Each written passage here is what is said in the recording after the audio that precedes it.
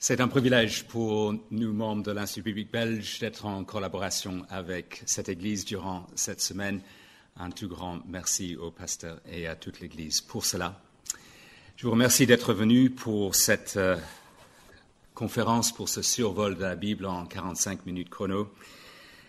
Jean-François Kahn, fondateur du news magazine Marianne, a posé cette question en 2015. Est-ce que quelqu'un saurait résumer la Bible en 2 feuillets, comme si c'était le défi ultime? Moi, je voudrais aller plus loin que lui. Qu'est-ce qu'il pourrait y avoir de plus important ou de plus pertinent? Vous allez vite comprendre que nous avons besoin du message de la Bible, qu'il est question de vie ou de mort. Vous allez aussi comprendre pourquoi cette conférence est intitulée « Trop beau pour être vrai ?» d'interrogation. Ce qui est à l'ordre du jour cet après-midi, c'est un résumé de la Bible en 8 étapes. Pour chaque étape, le titre figurera à l'écran, avec aussi une indication de la partie de la Bible d'où j'ai tiré les informations. Vous allez pouvoir tout vérifier par la suite. Mais d'abord, une question pour vous. Vous allez pouvoir discuter avec les personnes à côté de vous. Voici la question, ou les questions. Voilà ce qui nous met dans le bain, en quelque sorte. C'est le moment de commencer. Nous démarrons le chronomètre. Nous voici au tout début. Dieu crée l'univers. Vous appréciez le coucher du soleil, les pivoines, les ours polaires? C'est à Dieu qu'il faudrait rendre grâce. Et cime de la création, nous êtres humains, créés à son image, mandatés pour gérer le monde et nous multiplier. Au départ, Adam et Ève, les premiers êtres humains, sont de bons gestionnaires. Ils sont proches de Dieu. Ils sont libres de jouir des bénédictions du jardin paradisiaque, du jardin d'Éden, où ils se trouvent. Il y a juste la nécessité de faire preuve de respect à l'égard de Dieu. Vouloir se mettre à la place de Dieu, viser à occuper son rang, bafouer l'autorité de Dieu, provoquerait de lourdes conséquences. Mais hélas, la rébellion se concrétise chez Adam, Ève, leurs enfants et toutes les générations qui s'en suivent, y compris chacune d'entre nous. Par exemple, qui est-ce qui dans cette salle n'a jamais tordu légèrement la vérité? Et la malédiction se concrétise également. En quoi consiste-t-elle? Eh bien, on l'observe encore aujourd'hui dans le monde que nous connaissons. D'abord, la mort. Dans certaines cultures, on a beau essayer de balayer la mort sous le tapis, mais c'est bel et bien une réalité. Et vous le savez bien, à la suite de l'attentat survenu il y a 1 an à Trèbes et des inondations d'il y a 6 mois. Puis, l'éloignement dans les relations. Verticalement, les êtres humains ne sont plus en règle avec Dieu. Horizontalement, ils peuvent aussi devenir ennemis entre eux. Caïn tue son frère Abel, et Lémec est un meurtrier plus menaçant encore.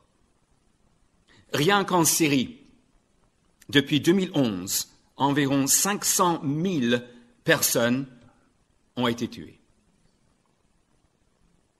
Vous considérez le divorce. En 2013, près d'1 million de divorces en Europe. Enfin, le sol est maudit. Et qui voudrait le nier? La vie devient difficile. La grossesse et l'accouchement sont difficiles Avoir de la nourriture risque d'être difficile. Le travail est difficile. Dieu déclare, le sol te produira des ronces et des chardons. C'est à la sueur de ton visage que tu mangeras du pain. C'était quand la dernière fois où vous avez dit à quelqu'un, « Oh, combien je suis fatigué !» Et nous ne sommes pas capables de fonctionner comme nous le devrions. La maladie de Parkinson touche environ 10 millions de personnes de par le monde. Mais oui, dans sa sainteté, Dieu prend la désobéissance très au sérieux et doit la punir. Il envoie même un déluge pour décréer le monde en quelque sorte. Et pourtant, dans sa bonté, il n'efface pas l'humanité tout entière. Et dans sa bonté, il s'engage à ne plus jamais détruire le monde par un déluge. Le signe de cette promesse, c'est l'arc-en-ciel. La prochaine fois, vous verrez un arc-en-ciel. Pensez à cet engagement divin envers la création. On peut donc recommencer. Les survivants du déluge, Noé et sa famille, sont mandatés pour gérer le monde et se multiplier. Redémarrage sur de bonnes bases, mais c'est rebelote.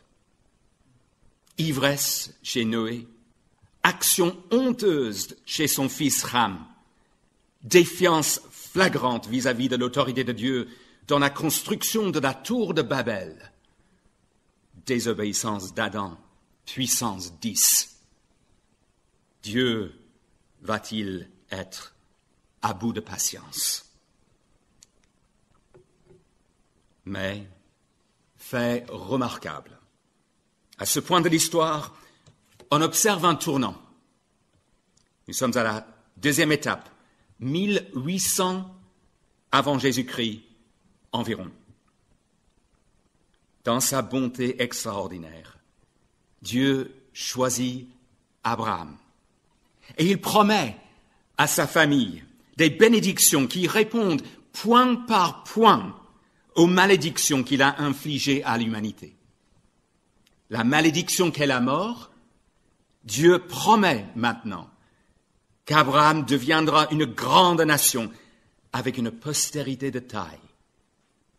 Le peuple deviendra aussi nombreux que des grains de poussière, que les étoiles du ciel, que le sable qui est sur le bord de la mer. La malédiction qu'est l'éloignement relationnel, Dieu promet maintenant que les membres de la famille d'Abraham jouiront d'une relation spéciale avec Dieu. Il sera leur Dieu, leur Père. Eux seront son peuple, son fils. La malédiction du sol, Dieu promet maintenant que la famille d'Abraham possédera une terre qui ruissellera de lait et de miel. Et de surcroît, point culminant des promesses faites à Abraham, toutes les nations seront bénies en la descendance d'Abraham. Ces promesses sont réitérées à Isaac et à Jacob ou Israël, et nous sommes à la recherche de leur réalisation. Pour ce qui est des 5 premiers livres de la Bible, le maximum qu'on puisse dire, c'est que cette réalisation est partielle. S'agissant de la postérité de taille, le peuple devient très nombreux, mais menacé par les Égyptiens. S'agissant de la relation spéciale, Dieu est présent avec le peuple au sein d'une sorte de tente appelée tabernacle. Mais il est aussi distant, car s'approcher de Dieu est interdit sous peine de mort. S'agissant du pays, il est vrai que le peuple est libéré de l'esclavage en Égypte. Le peuple est libéré de l'esclavage en Égypte et normalement nous allons voir une carte de cela. Mais plus tard, il sera condamné. Voici, et même plus grand, condamné à 40 ans d'errance dans le désert à cause de sa désobéissance. En effet, à la suite de l'exode hors d'Égypte, Dieu établit un pacte avec le peuple. Le peuple se trouve au mont Sinaï et selon les termes de ce pacte, les Israélites seront le peuple particulier de Dieu pourvu qu'ils respectent les 10 commandements et toute une série d'autres lois. Seul Dieu doit être l'objet de leur adoration. Ils doivent honorer leurs parents. Ils ne doivent pas mentir, et ainsi de suite. Et on découvre que les bénédictions promises à la famille d'Abraham sont maintenant conditionnées par l'obéissance, et bien plus qu'en cas de désobéissance, ce sont des malédictions qui s'abattront sur le peuple. Les Israélites seront à court de nourriture, vaincus, enlevés de leur terre.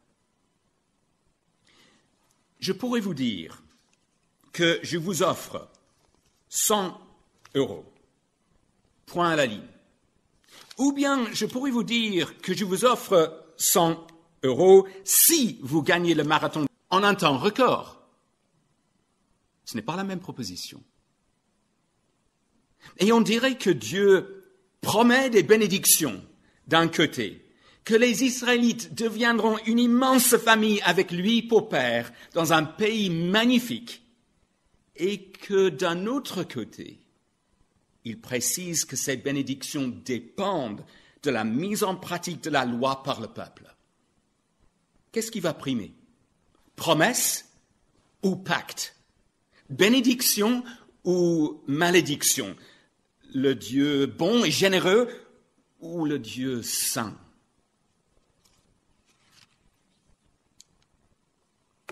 Eh bien, troisième étape. Tout ira bien si le peuple arrive à obéir à la loi. Mais, justement, à peine les 10 commandements énoncés que le peuple rompt le premier commandement. Il lui est interdit d'adorer d'autres dieux en dehors du seul vrai Dieu qui l'a fait sortir d'Égypte. Mais au lieu de l'adorer, les Israélites fabriquent un veau à partir de métal fondu et affirment que c'est là leur Dieu qui les a fait sortir d'Égypte. Dans sa sainteté, Dieu réagit en se mettant en colère. En clair, la relation spéciale entre Dieu et le peuple est en jeu. Est-ce qu'il pourrait y avoir une solution? Eh bien, Moïse intercède auprès de Dieu en faveur du peuple. Il fait appel aux promesses faites à Abraham. Mais Dieu, tu as promis de bénir le peuple. Et du coup, Dieu se retient de déverser sur les Israélites la pleine mesure de sa colère. Il n'empêche que 3000 personnes sont mises à mort. Et ce cas de figure se voit répété. Le peuple commet des péchés flagrants. Moïse, ou plus tard un certain Phinéas, doit intervenir. Les Israélites restent intacts en tant que peuple, même si pas mal d'entre eux sont punis de mort. Et la question reste à l'ordre du jour. Comment la relation spéciale entre Dieu et le peuple peut-elle véritablement se manifester, compte tenu de ce problème de désobéissance? Il est vrai que Dieu pourvoit un système de sacrifice qui est destiné à le rendre favorable au peuple après que le peuple a commis des fautes. Des animaux sont mis à mort comme substituts à la place du peuple pour éviter que le peuple ne soit mis à mort en conséquence de ses fautes. Mais ce système de sacrifice n'est que partiel dans sa portée. Certaines fautes sont trop graves pour qu'il puisse y avoir un sacrifice qui procure le pardon. Par exemple, le meurtre ou l'adultère. Il y a un autre problème avec ce système. Ces sacrifices doivent être offerts tout le temps, car le peuple ne cesse de se rebeller contre Dieu. Le bilan est le suivant. Que ce soit la médiation de Moïse ou le système des sacrifices, la solution n'est que partielle dans sa portée et temporaire dans son efficacité. Ce dont on a besoin, c'est une solution plus radicale, une solution totale et définitive. Et on aurait surtout besoin de régler le problème à sa racine. Mais pour cela, il faudrait envisager tout un nouveau cœur qui adorerait Dieu sans réserve. Ce serait là quelque chose d'extraordinaire. Mais justement, Dieu est extraordinaire. Écoutez en effet cette promesse qui se trouve dans le 5e livre de la Bible. L'Éternel, ton Dieu, circoncira ton cœur et celui de ta descendance, et tu aimeras l'Éternel, ton Dieu, de tout ton cœur et de toute ton âme, afin de vivre. Là, on commence à entrevoir la solution. Mais, apparemment, il va falloir attendre.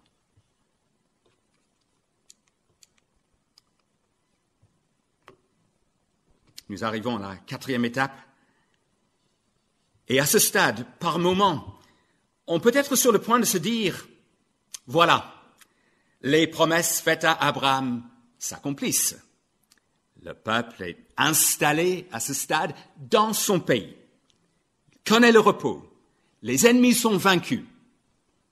Mais le problème de la rébellion est toujours sur le point de faire sa réapparition dans toute son horreur. En effet, on est vite témoin d'une spirale vers la débauche au sein d'Israël. Écoutez ce refrain que nous lisons. À cette époque-là, il n'y avait pas de roi en Israël. Chacun faisait ce qui lui semblait bon. Une corrélation là entre le problème de la rébellion et le manque de roi. Ce thème du roi se trouve maintenant propulsé sur le devant de la scène. Le roi a pour rôle de délivrer les Israélites de leurs ennemis.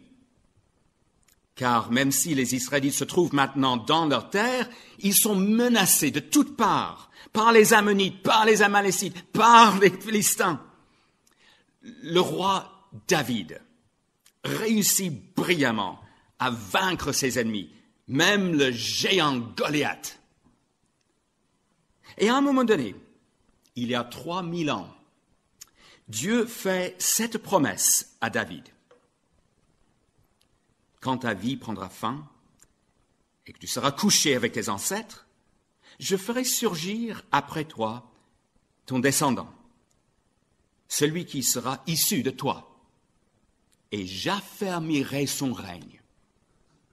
J'affermirai pour toujours le trône de son royaume. Ta maison et ton règne seront assurés pour toujours après toi. Ton trône sera affermi pour toujours. Un descendant de David dont le règne sera affermi définitivement. On pourrait croire que le descendant, ce sera son fils, Salomon. Et l'optimisme est bien au rendez-vous lors de son règne. Il fait construire un temple impressionnant à Jérusalem. Et la gloire de Dieu remplit ce temple. Le problème, c'est qu'une condition se greffe à la promesse. Il faudra que le roi en question respecte la loi, obéisse à Dieu. Et Salomon, lui, se laisse détourner de Dieu par ces nombreuses femmes qui adorent d'autres dieux. Bien plus, dans la suite de l'histoire des Israélites, on ne trouve aucun roi qui soit à la hauteur. Et le peuple, lui aussi, se révèle obstinément rebelle. Dieu procède donc à la punition des Israélites. Arrive la superpuissance, les Babyloniens, ils rasent le temple et le peuple est emmené de sa terre, déporté en Babylonie, exilé. Malédiction. Nous sommes au VIe siècle avant Jésus-Christ. Il n'y a plus maintenant de roi, ni de terre, ni de cité, ni de temple, ni de système de sacrifice. Et on pourrait croire que les promesses faites à Abraham et à David sont tombées à l'eau. Et pourtant, est-ce qu'il pourrait y avoir une lueur d'espoir ici? Un ancien roi israélite, déporté en Babylonie et en captivité là-bas, reçoit un traitement de faveur auprès du roi de Babylone. Nous sommes à mi-chemin. Nous mettons le chronomètre en pause pendant quelques instants parce que j'ai encore une question ou deux pour vous.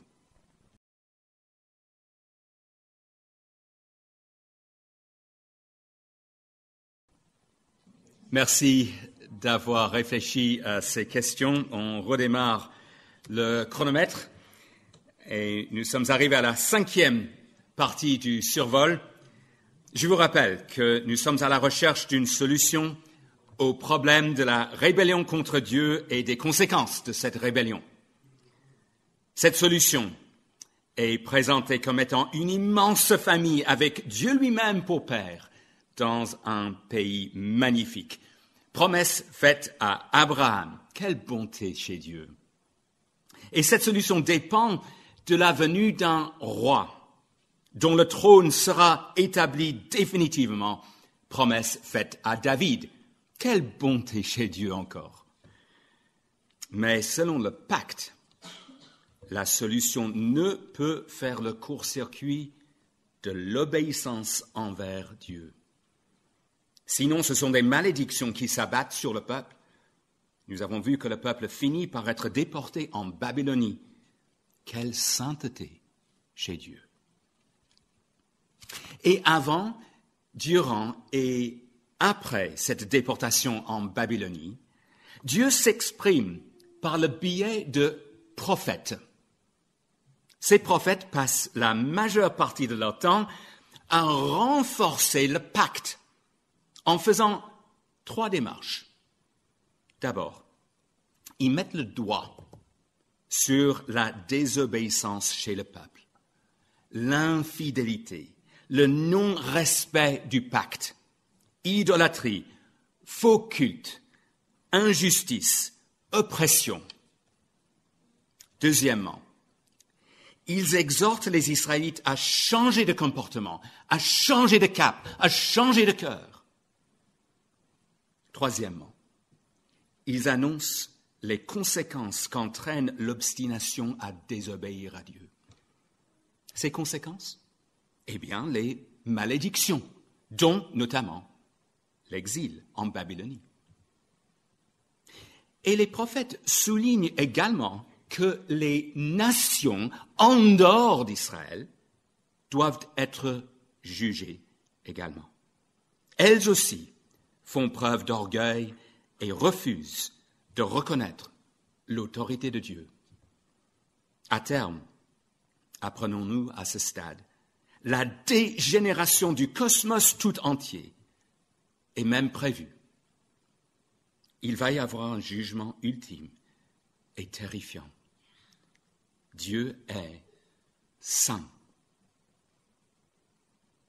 Mais les prophètes évoquent également les promesses faites à Abraham et à David. Et dans la bouche des prophètes, les promesses deviennent plus grandioses, gravissent un échelon, montent d'un cran. le pays en question devient plus grand. Apparemment, il englobe le cosmos tout entier, voire un cosmos régénéré, si bien que le loup séjournera avec le mouton. Il sera comme le jardin d'Éden, lisons-nous, mais à nettement plus grande échelle. Dieu est bon. Il y aura une nouvelle Jérusalem glorieuse et un nouveau temple glorieux. Le roi, recherché quant à lui, il viendra.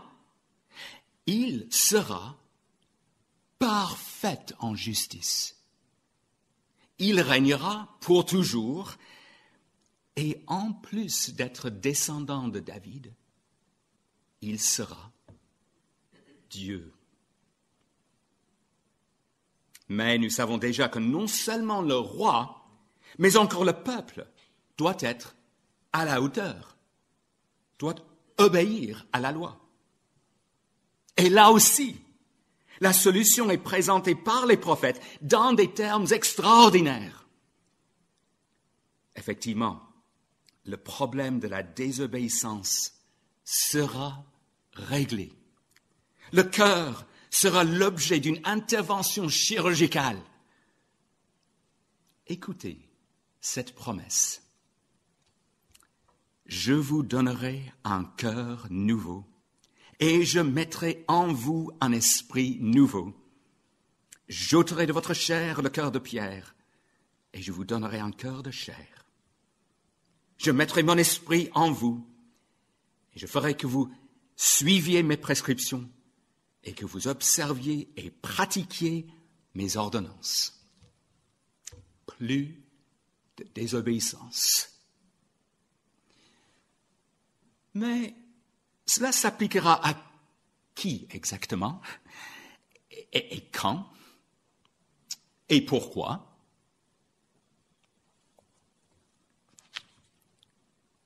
Sixième étape. Vous vous souvenez de la nature de la solution au problème de la rébellion jusque-là? Les sacrifices procuraient un pardon partiel et temporaire. Mais chez les prophètes, nous nous trouvons en présence de la promesse d'un pardon total et définitif. Dieu promet, je ne me souviendrai plus de leurs péchés. Il jettera les péchés au fond de la mer. Comment est-ce possible? La réponse réside dans un certain personnage présenté par le prophète Ésaïe. Il s'agit du serviteur de Dieu. Cette figure sert à représenter le peuple de Dieu, mais il est complètement innocent et juste. Il mène une vie parfaite à la place du peuple. Et puis il meurt. Et cela aussi à la place du peuple. En fait, il est puni par Dieu. Il subit la punition qui aurait dû être réservée pour le peuple. Le serviteur sert ainsi de substitut au peuple. Or, on découvre que le roi parfait que l'on recherche et le serviteur parfait que l'on recherche correspondent à un seul et même personnage. De plus, il sera en même temps un intercesseur parfait. Vous vous souvenez de ce que Moïse n'est pas arrivé à protéger tout le peuple de toute la colère, tout le temps? Eh bien, ce personnage réussira à apporter la solution totale et définitive. Et tout cela en lien avec un nouveau régime, avec de nouvelles dispositions. Qui est-ce qui bénéficiera de ce nouveau régime? Eh bien, les prophètes révèlent que les promesses ne s'appliqueront pas aux Israélites en bloc. Seul un reste, une petite partie du peuple israélite, s'approprie cette solution. Et cela, selon le critère de la confiance placée en Dieu. D'ailleurs, des ressortissants de toutes les nations jouiront eux aussi de cet avenir glorieux, car eux aussi s'attachent à Dieu. Mais pour ceux qui s'obstinent à se révolter contre Dieu, un jugement terrifiant et irréversible est réservé à la fin des temps, peu importe son arrière-plan ethnique. Soyez-en avertis. Si vous n'êtes pas encore en règle avec Dieu, c'est maintenant le moment de vous soumettre au Dieu saint. Dans ce nouveau régime, un tri s'opère, selon ce critère, selon qu'on cherche refuge en Dieu.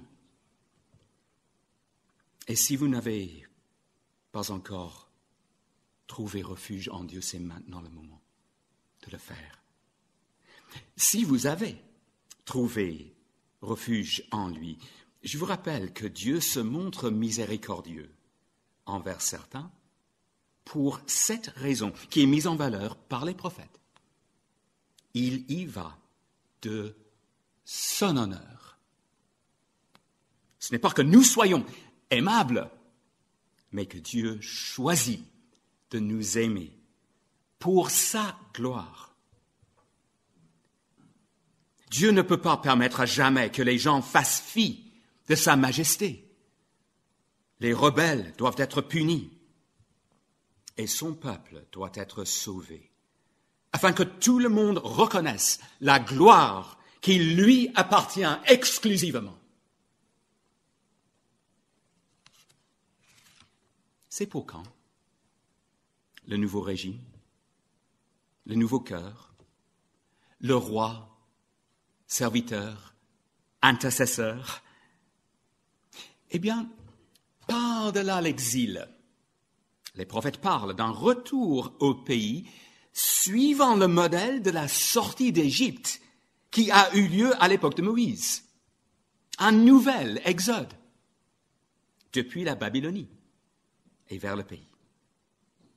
On a hâte de ce moment. Mais selon la façon dont Dieu révèle l'histoire, l'attente continue. 7e étape. Elle continue d'abord parce que Dieu explique dans des livres dits de sagesse comment vivre de manière sage, en le craignant, en vivant sous son autorité, en l'honorant, et cela dans tout domaine de la vie, dans toutes circonstances, y compris la souffrance et la désillusion, y compris en matière de relations sexuelles dans cette partie de la Bible. Mais où trouver un sage parfait? Mais l'attente continue aussi parce que nous découvrons ce qui se produit à la suite de l'exil. L'attente est élevée, n'est-ce pas, quant à l'instauration d'un nouveau régime glorieux, quant à la perspective que les promesses faites à Abraham et à David se réalisent enfin.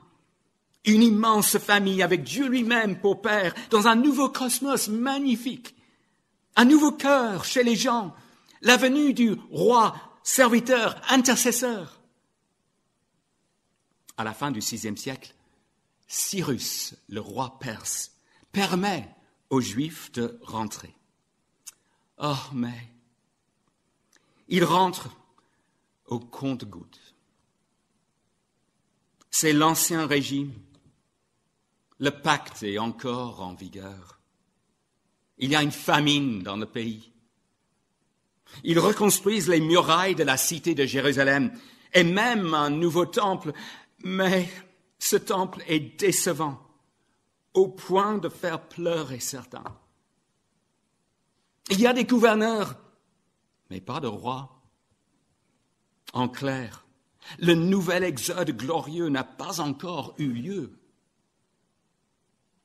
L'attente continue aussi parce que, selon la façon dont il révèle l'histoire, Dieu choisit de récapituler l'histoire à ce stade.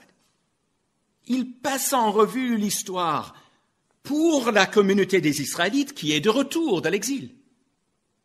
Il brosse des portraits du roi qui doit venir.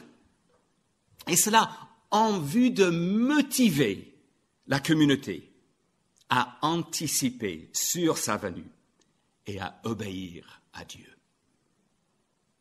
On se voit rappeler à ce stade que la figure que l'on recherche est un descendant d'Abraham, également descendant de David, roi suprême comme David, mais plus grand que lui, le serviteur de Dieu qui souffre à la place du peuple, l'intercesseur qui réussit à protéger tout le peuple de toute la colère de Dieu, tout le temps.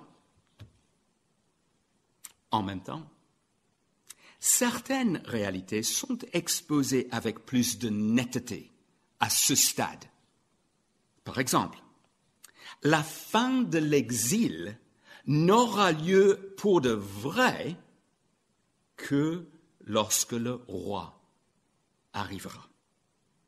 Il faut attendre, lisons-nous dans le livre de Daniel, il faut attendre le moment où le roi sera retranché, où il y aura la fin des sacrifices et la fin de la rébellion. Nous sommes arrivés à la dernière étape. Jusqu'ici, nous sommes dans l'attente d'une immense famille avec Dieu lui-même pour père dans un nouveau cosmos magnifique. Promesse faite à Abraham, solution au problème de la rébellion contre Dieu, solution à la malédiction que cela a amené, solution au jugement terrifiant à venir, solution qui prendra la forme de la réalisation de promesses grandioses faites par les prophètes. Nous avons été à la recherche d'un personnage particulier, en qui, grâce à qui, cette solution pourra se manifester. Et notamment d'un roi dont le trône sera affermi définitivement, conformément aux promesses faites à David. Les promesses trouvent leur réalisation en qui? Eh bien, je vais lire la toute première phrase de la dernière partie de la Bible. Voici la généalogie de Jésus-Christ, fils de David, fils d'Abraham. Et d'autres phrases tirées de l'une des biographies de Jésus, et vous aurez un exemplaire de cela normalement par la suite.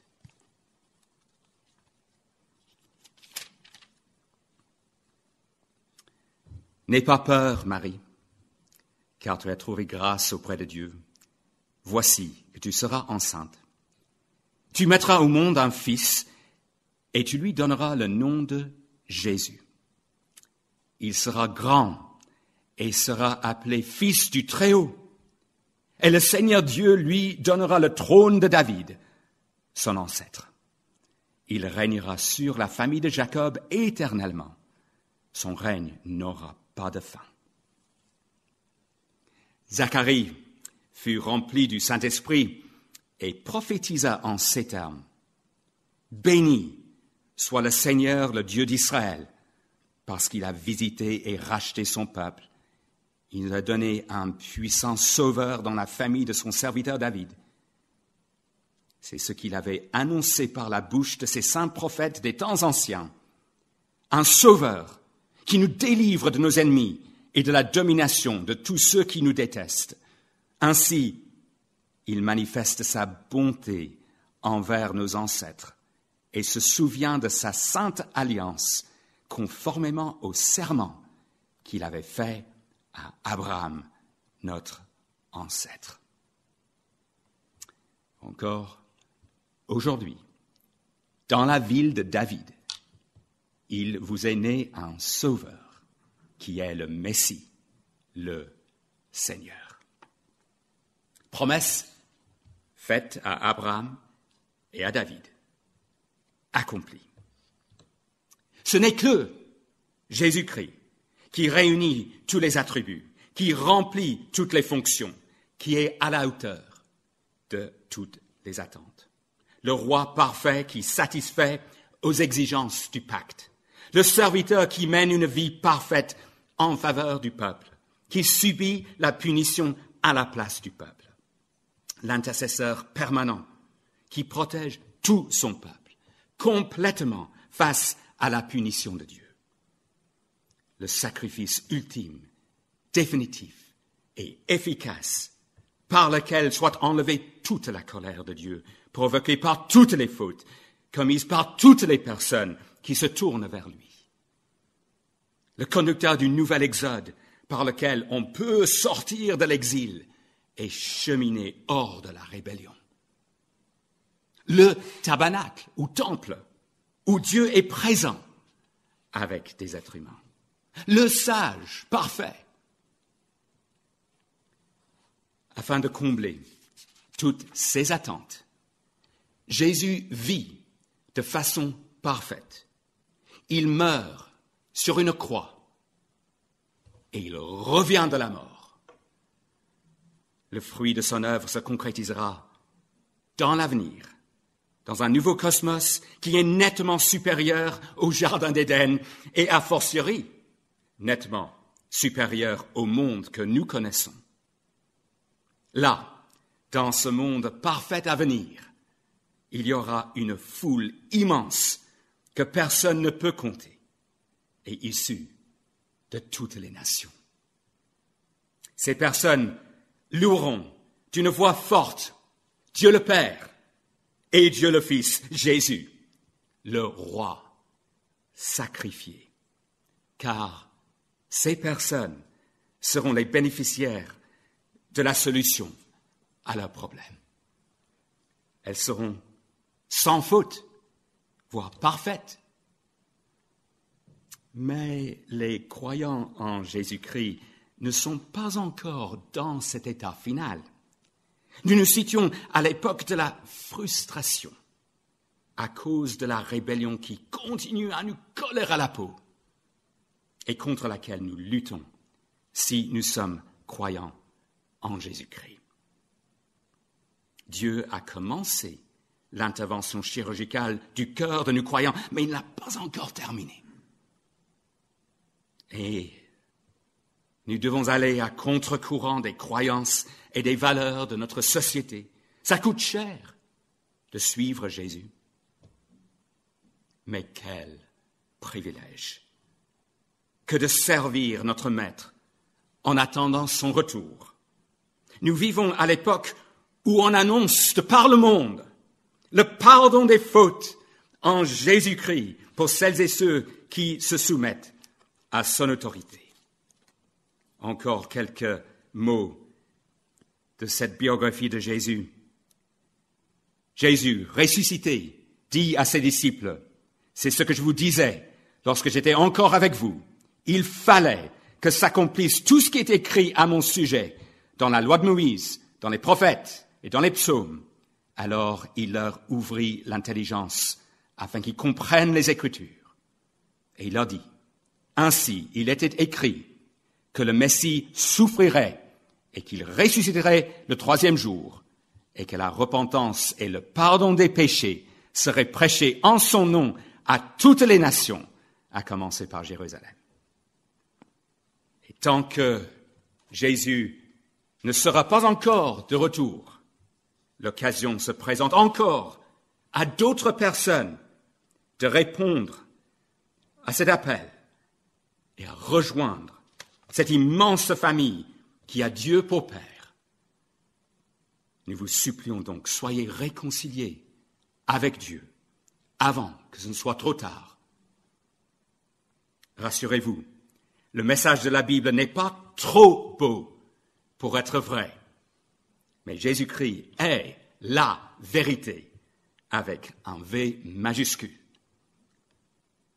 Durant cette époque où nous sommes, les croyants se réunissent en famille, se mettent à l'écoute de Dieu dans la Bible, s'encouragent réciproquement dans la recherche de la gloire de Dieu.